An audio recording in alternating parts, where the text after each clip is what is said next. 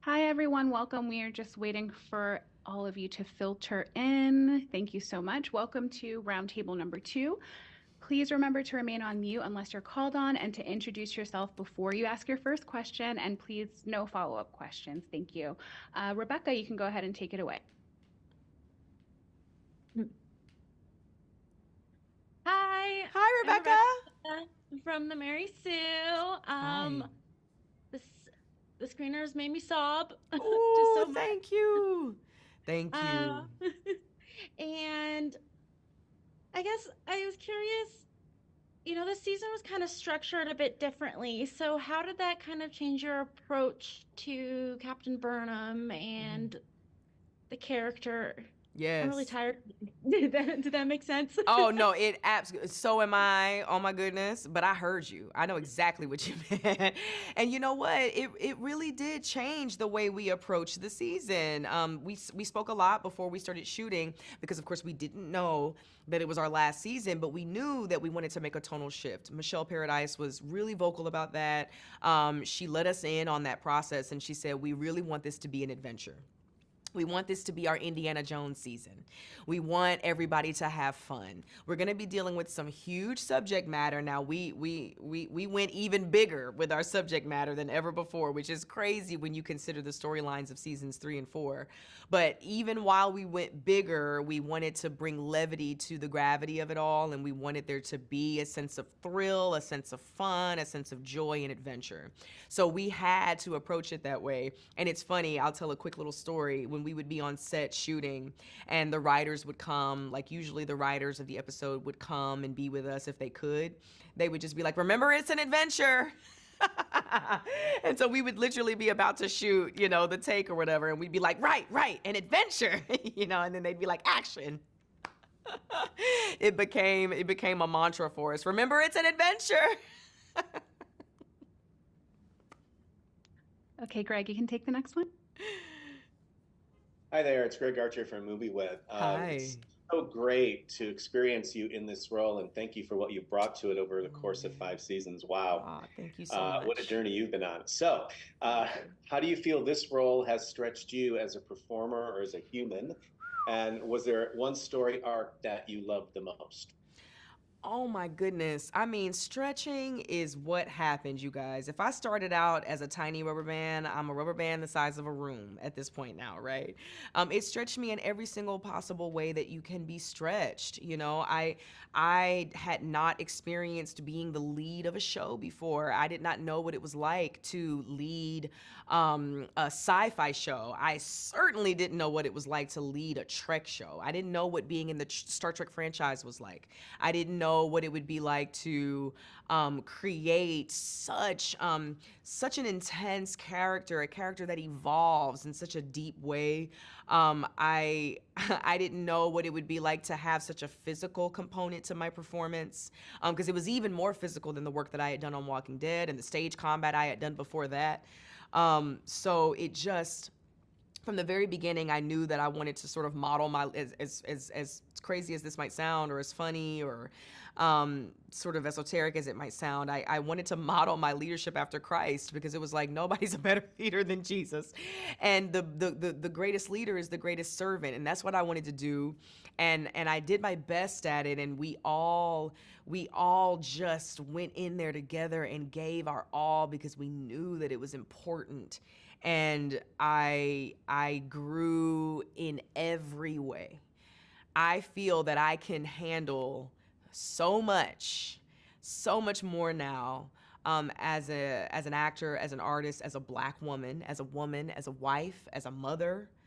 Um, I, as a friend, as a professional, as a producer, as an executive producer, I feel like it was my doctorate. It was my doctorate degree in this artistry and in this business. Nice, thank you. Thank you. Okay, Jamie, you're up next. Sonequa, certainly you have such exceptional relationships with so many of the people on this cast. I certainly love your book relationship, and I love your Yes. relationship with Saru as well. How Thank you. hard was it to say goodbye to these people you've grown so much to love? Oh man, even now being here, we're all here together, being able to talk about the show. We've been calling it our last hurrah.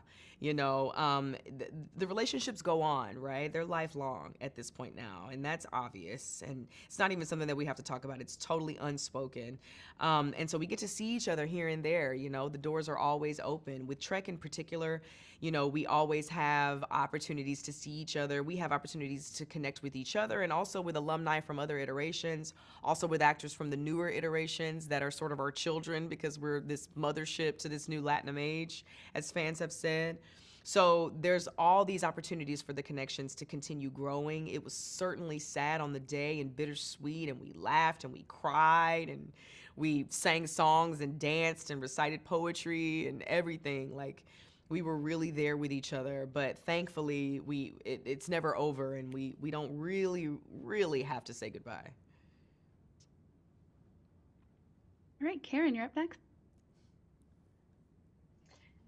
Hi, I'm Karen Butler with UPI. Hi. This is great entertainment, but it also has amazing messages about hope and teamwork and diplomacy. Yes. What is it like putting this out into the world at this time when we seem so divided? Oh my goodness. Well, I feel that, and I can speak for all of us confidently when I say this, that if you are going to be an artist, then there's an element of activism with it. And I think that that's how it should be. I think art in its purest form is there to serve.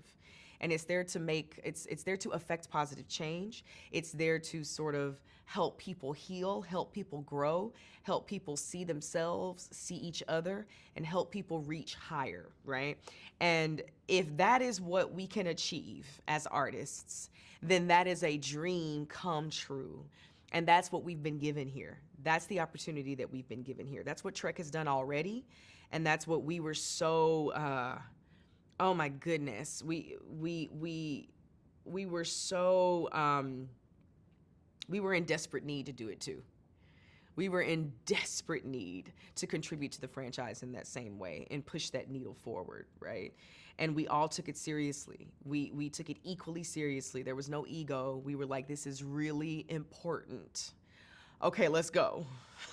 You know what I'm saying? Like, oh, we hope we do it justice. And I can confidently say, without boasting, I'm so proud of everyone. I think that we did. I hope that people think that we did. All right, Jesse, you can take the next one. Hi, Jesse from Open Pike Night here. Hi.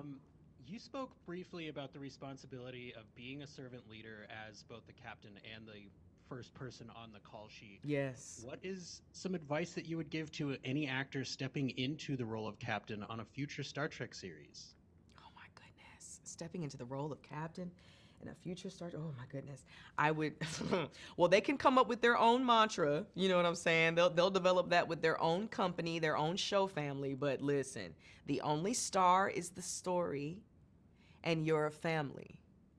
That's what I would say to them. And I would say to bring that to life, bring that to the light as much as possible. Understand that each person has equal share in the pie. It's not that your part is bigger than no, everybody's share is equal. And understanding that it creates a dynamic of unity and mutual respect, which is where creativity and how creativity can thrive. You're at your best as an artist in that kind of environment. And a show family is still a family. And so, we slipped and tripped, and there were moments, there was conflict. It wasn't like it was perfect, but that was always the mandate, and that was always the mission. We always wanted to be authentic in the story that we were telling. It's like, well, how can we tell this story in front of the camera if we're not doing it behind the camera as well? And so that's what we did, and I would hope that they're able to become executive producer like I did, because then they can make those decisions behind the scenes as well.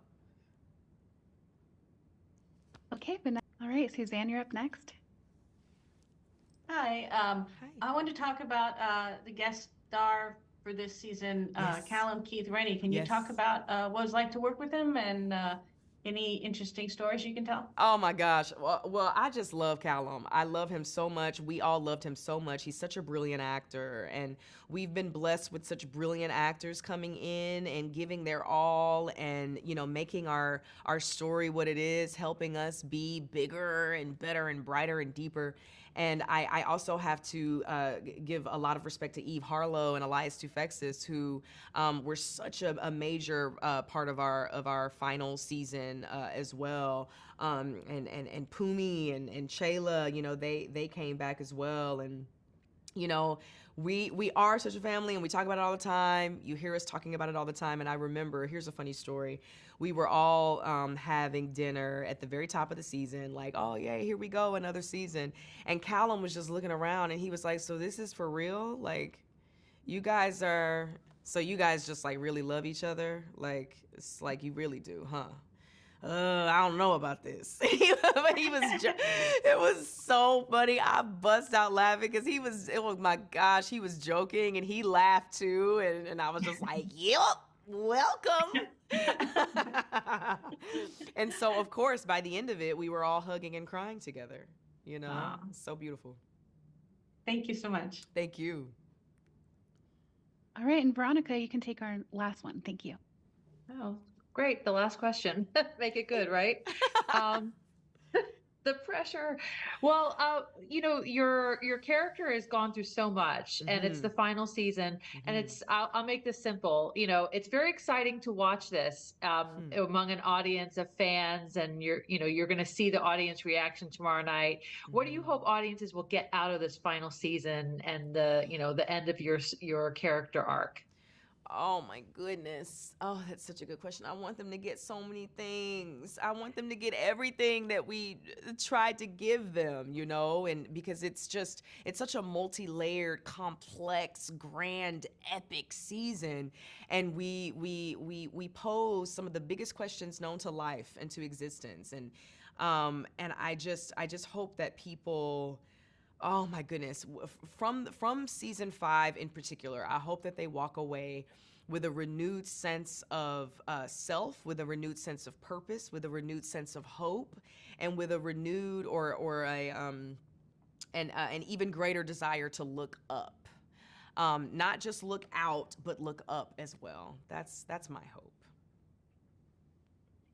All right, everyone. Thank you so much for joining. That's our time. You can say your goodbyes and exit the room. Team, let's cut. Thank you so much. Thank you. Such good questions. It was so good chatting with y'all.